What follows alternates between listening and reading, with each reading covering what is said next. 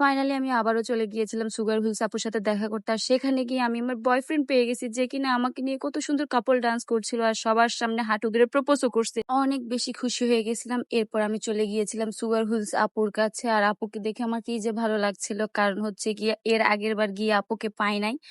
যার দোকান সে যদি থাকে অন্যরকম একটা ভালো লাগা কাজ করে, এটা আপনাদেরকে আমি বুঝাইতে পারি না ভাই। এইদিকে আপুর দোকানটা কত সুন্দর করে সাজানো গুছানো, মানে দূর থেকেও কেউ না কেউ একবার হলেও আসতে বাধ্য, মানে এমন ভাবে ডেকোরেশন করা। আপনারা জাস্ট নিজের চোখে দেখেন মাশাআল্লাহ দিলে কি পরিমাণ ভিড়, যেখানে আমরাই দাঁড়ানোর জায়গা পাচ্ছিলাম না। তাও একটু একটু করে ক্লিপ নিছি যাতে আপনাদের সাথে শেয়ার করতে পারি। আর একটা কথা বলে নেই, আপু শুধু হচ্ছে কেক না, কেকের সাথে হচ্ছে নানা ধরনের ডাম্পলিংস, তারপর হচ্ছে নানা ধরনের সুশিও বিক্রি করতেছে। ও আরেকটা গুড নিউজ দিয়ে দেই আপনাদেরকে, সেটা হচ্ছে আপু যেহেতু মেলার মধ্যে এই সুশি তারপরে হচ্ছে ডাম্পলিংস বিক্রি করতেছে, তো আগারগাঁতে তো শুধু আছে কেক, তাই আপু চিন্তা করলো আপনাদের জন্য এবার আগারগাঁতেও নিয়ে আসবে এই সুশি, এই ডাম্পলিংস।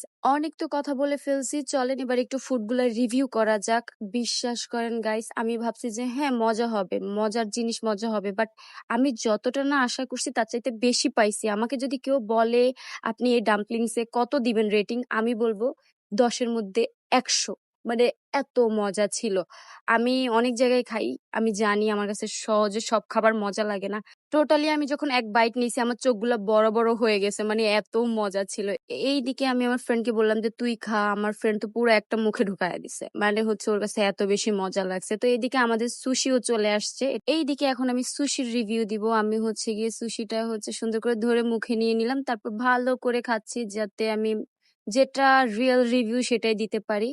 আসলে আপনারা আমার খাওয়ার পর রিয়াকশন দেখেই বুঝতে পারবেন এটা কতটা মজা। জাস্ট আমার মন থেকে এত খুশি লাগতেছিল, সিরিয়াসলি আপু এত মজা করে সুশি বানায়। যারা সুশি অনেক পছন্দ করেন তাদের কাছে অনেক বেশি মজা লাগবে। আমার ফ্রেন্ড সুশি খায় না, এক পিস খাওয়ার পর বলছে যে ও খাবে না, কারণ ও সুশি পছন্দ করে না।